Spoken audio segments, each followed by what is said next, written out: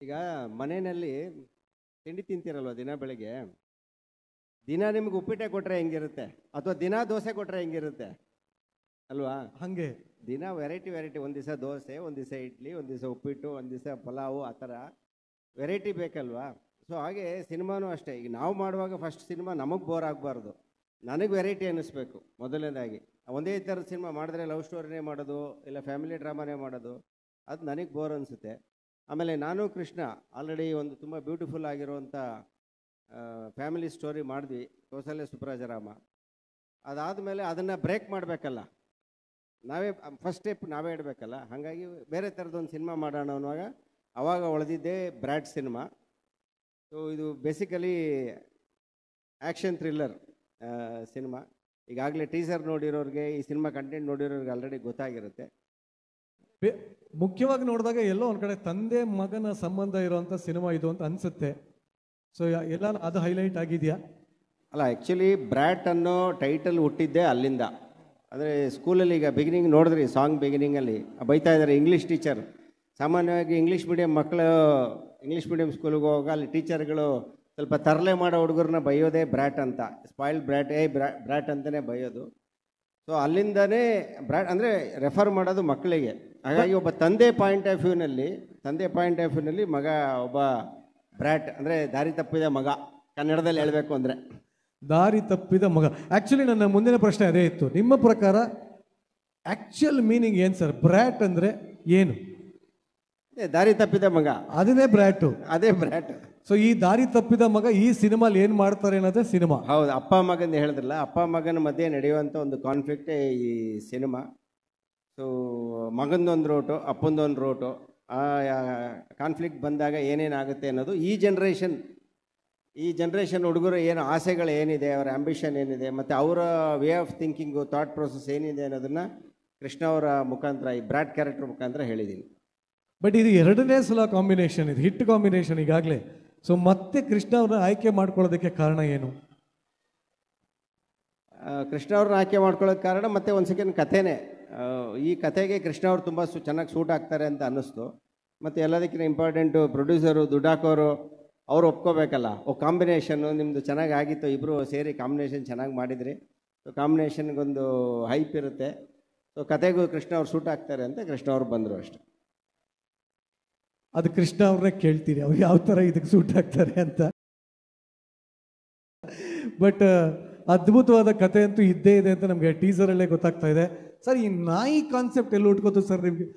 ಅದು ತುಂಬ ಇಂಟ್ರೆಸ್ಟಿಂಗ್ ಅನ್ನಿಸ್ತದು. ನಾಯಿ ಕಾರ್ ಒಳಗೆ ಕೂತಿದೆ, ಹುಡುಗ ಬೈಕಲ್ಲಿ ಕೂತಿದೆ, ಎಷ್ಟು ಅವಮಾನ ಆಗುತ್ತೆ ಅಂತ. ಈಗ ನೀವು ಕ್ರೌಡ್ ಮಾತಾಡಿಸ್ಬೇಕಾದ್ರೆ ಅಲ್ಲೊಬ್ರು ಹೇಳಿದ್ರು ಗೊತ್ತಾ ಬಂದು, ಆ ಥರ ಆಲ್ಮೋಸ್ಟು ಈ ಮಿಡಲ್ ಕ್ಲಾಸ್ ಹುಡುಗರು ಏನಿರ್ತಾರಲ್ಲ ಅವರೆಲ್ಲರದು ಸಮಸ್ಯೆ ಅದು. ಇನ್ಫ್ಯಾಕ್ಟ್ ಈವನ್ ಏನು ಅವ್ರೇನು ಫೀಲ್ ಮಾಡಿದ್ರಲ್ಲ, ಆಮೇಲೆ ನೀವೇನು ಸ್ಕ್ರೀನ್ ಮೇಲೆ ನೋಡಿದ್ರಲ್ಲ, ಅದನ್ನು ನಾನು ಒಂದು ದಿವಸ ಫೀಲ್ ಮಾಡಿದ್ದೀನಿ.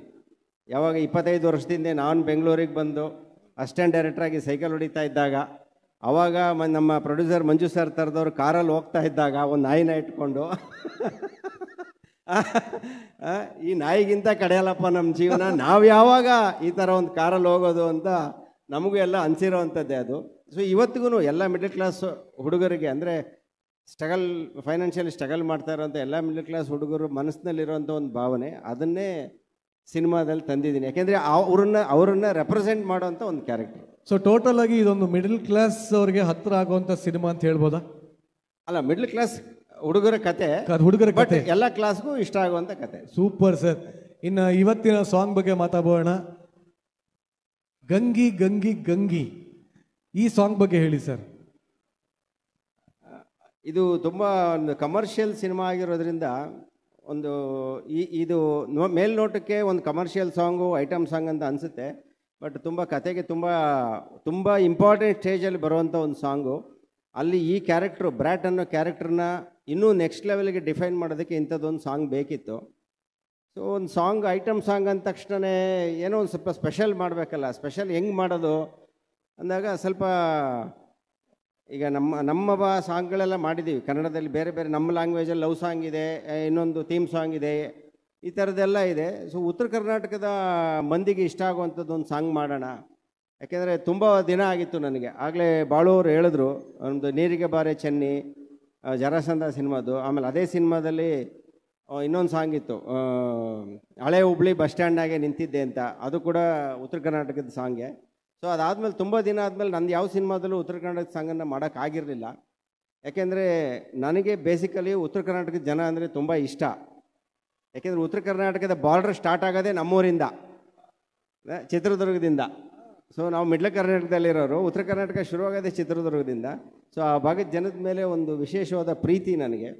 ಸೊ ಉತ್ತರ ಕರ್ನಾಟಕದ ಭಾಷೆನಲ್ಲಿ ಸಾಂಗ್ ಮಾಡಬೇಕು ಅಂತ ಯೋಚನೆ ಮಾಡುವಾಗ, ಸರಿ ಈಗ ನಾವು ಬರೆದ್ರೆ ಚೆನ್ನಾಗಿರಲ್ಲ, ಅದನ್ನು ಯಾರಾದರೂ ಆ ಭಾಷೆಯಲ್ಲಿ ಪಾಂಡಿತ್ಯ ಇರೋವಂಥವ್ರು, ಆ ಭಾಷೆ ಬಗ್ಗೆ ಚೆನ್ನಾಗಿ ಗೊತ್ತಿರೋವಂಥವ್ರು ಬರೆದ್ರೆ ಚೆನ್ನಾಗಿರುತ್ತೆ ಅಂತ ಹುಡುಕಾಟ ಶುರು ಮಾಡಿದ್ವಿ. ಯಾರು ಬರೆದ್ರೆ ಚೆನ್ನಾಗಿರುತ್ತೆ ಈ ಹಾಡನ್ನು, ಫಸ್ಟ್ ಬರವಣಿಗೆ ಬಗ್ಗೆ ಯೋಚನೆ ಮಾಡೋಕ್ಕೆ ಸ್ಟಾರ್ಟ್ ಮಾಡಿದ್ವಿ.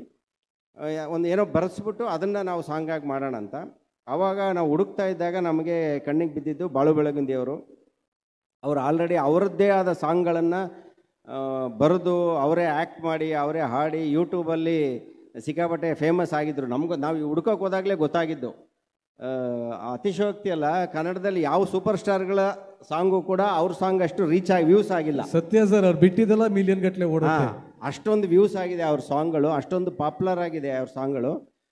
ಸೊ ಇವರು ತುಂಬ ಚೆನ್ನಾಗಿ ಅವ್ರ ಸಾಹಿತ್ಯನೂ ಇಷ್ಟ ಆಯಿತು ನನಗೆ, ಮತ್ತು ಅವರು ಹಾಡೋ ಧ್ವನಿನೂ ಇಷ್ಟ ಆಯಿತು.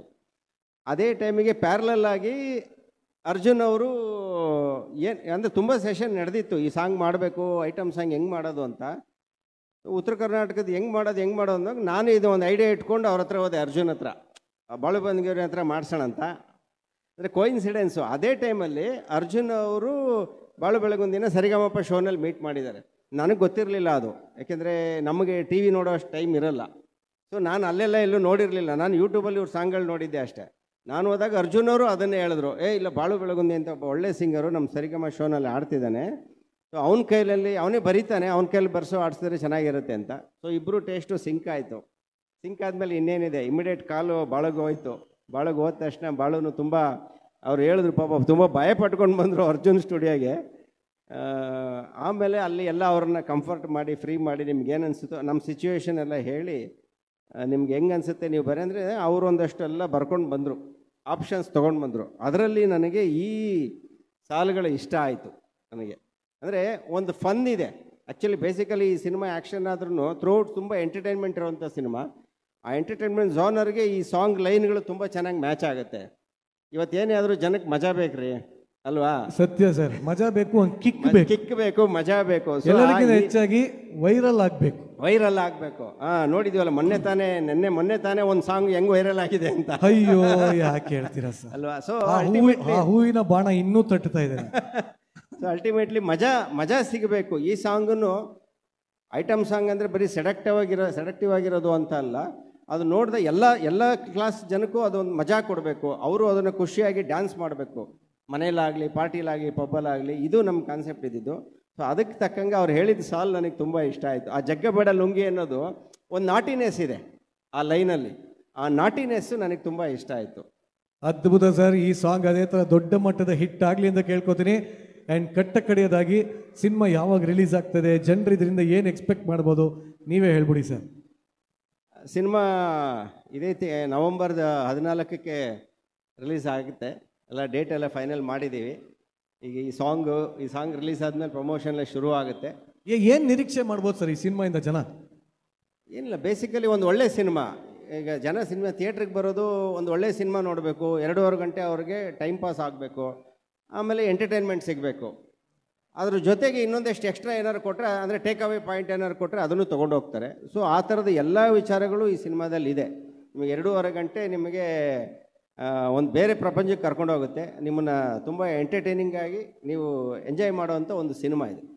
ಆಗಲಿ sir, wish you all the best. And ಇವತ್ತಿನ ಆಡಿಯೋ ಲಾಂಚ್ ಕಾರ್ಯಕ್ರಮ ಅದ್ಭುತವಾಗಿ ಸಾಗಿದೆ ಅಂತ ಅನ್ಕೋತೀನಿ. Thank you sir for giving us such a good movie, songs, everything. Thank you Niranjan. Thank you.